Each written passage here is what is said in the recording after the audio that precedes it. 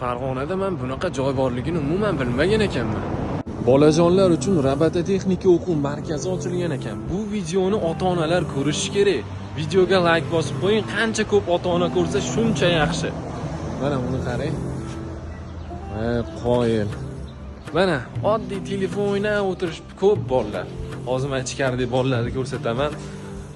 Aniq farzandingizni bergis kelib qoladi shu joyga. Chunki bu joyda farzandlarni aqliy faoliyati oshadi. 8 yoshli bolani yasagan narsalarni qaranglar. Qanchada yasadingiz buni? Yarim soat. Yarim soatda. Qoyil. Yurg'izib bering bitta ko'rishsin. Ota-onalar ko'rishyapti mana.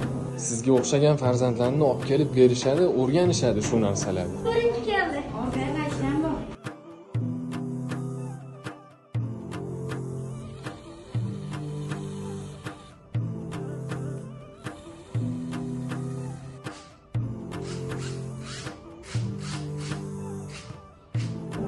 Farzandlaringizni yozgi ta'tilda vaqtlarini unumli o'tkazish uchun yaxshi variant.